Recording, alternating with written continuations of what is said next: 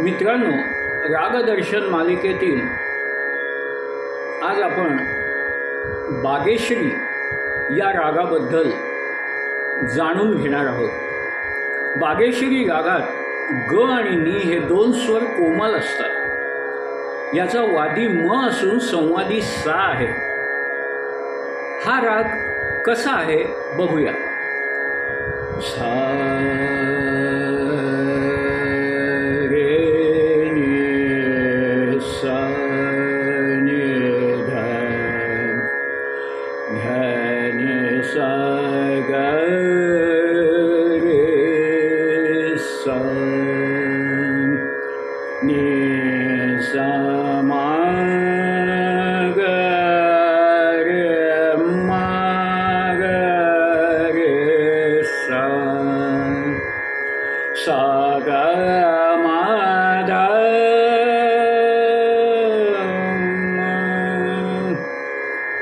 मा पा ध ग मा ग रे सा ग मा ध मा नी ध मा पा ध मा ग रे सा ग मा ध नी सा नी ध सा सा रे नी ध प ध नी ध मा प ध ग मा ग रे सा. यातल्या स्वरसंगती बघा. पहिली सा रे नी सा, दुसरी नी सा मा. याच्यात तुम्ही साम सुद्धा घेऊ शकता. सा मा. आता याच्यात सा मा ग रे मा. तुम्ही म्हणाल सर तुम्ही रेम घेतलं आणि घेत याच्यात वर्जित आहे, हे कसं काय? तर बघा कसं. सा मा ग रे, हे बरोबर आहे. हा अवरोह आहे. मा ग रे आणि त्याला मी फक्त पुढे म जोडला. मा झालं काय? सा मा ग रे मा. हे बरोबर आहे. आता पुढली बघा. ग मा ध ग. ही धग संगती याच्यामध्ये प्रविष्ट होते. ग मा ध नी ध मा नी ध म नी. म आणि कोमल नी हे एकमेकांच्या हातात हात घालून जातात बरं का, नवरा बायको सारखे. मा नी ध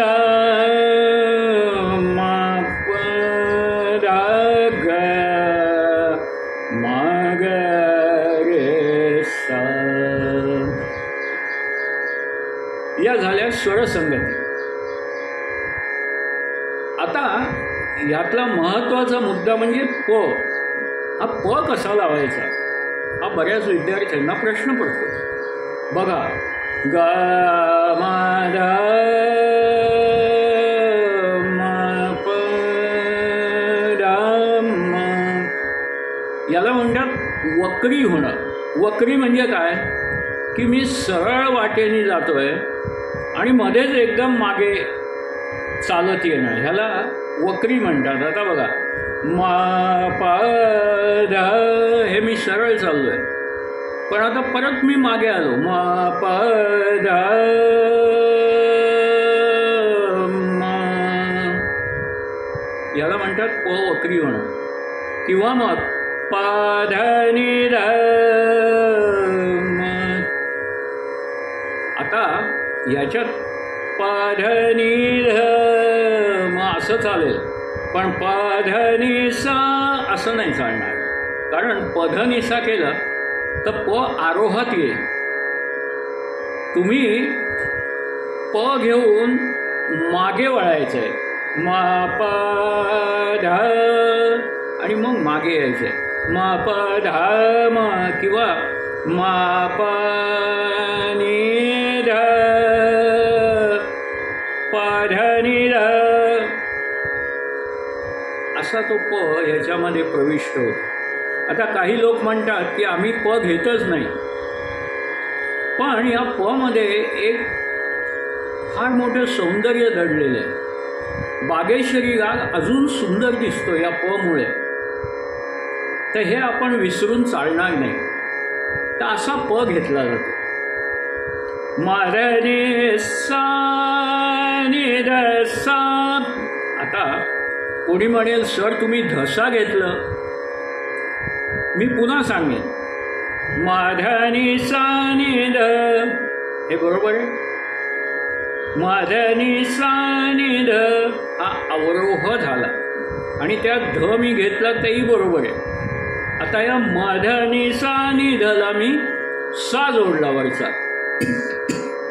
माधनी सा नि ध सा. त्यामुळे तुम्हाला जरी धसा ऐकू आलं तरी मी मधनी सा नि ध आणि मग सा म्हणलं सा. त्यामुळे माझं काहीच चुकलं नाही. एक लक्षात ठेवायचं की हे सगळे स्वर जे असतात ना रागातले, हे गोलाकार फिरतात. त्यामुळे कोण पुढे कोण मागे हे जिथे वळण येतं तिथे कळतं बरं का. आता मधनी सा नि ध इथपर्यंत गोलाकार चाललाय. आता इथे मी मार्ग बदलला, अवरोह होता त्याचा आरोह केला. मधनी सा नि ध सा. असे ते गोलाकार फिरतात. तर असा हा बागेश्री फार सुंदर राग आहे, अत्यंत गोड आहे. यातली एक बंदिश बघू, पारंपरिकच आहे. पायल बाजे मोरी झांजर बाजे. आता बघा बाजे, बघा कसं रागवाचक स्वरसंगती आहे. पायल बाजे मोरी झांजर बाजे. माप मापध प गरमा बाजे. पायल बाजे मोरी झांजर बाजे. सा मा मा मा पद प ग रे असा प लागतो.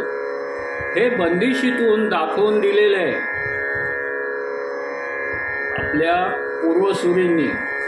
ते आपण बंदिशीचा ॲनालिसिस करून शोधून काढायचं. पायल बाजे मोरी झांजर बाजे. कैसे आऊं तो रे मिलना रे. या ओळीत पूर्णपणे रागवाचक स्वरसंगती आहेत. कैसे आऊं तो म्हणजे काय, माधद पद नि ध मा रे मिल मा पध प ग रे म. कैसे आऊं तो रे मिलना रे. पायल बाजे मोरे झांझर बाजे. जागर ही मोरी सासन नंदरी. जिया डर पावत अंधेरी.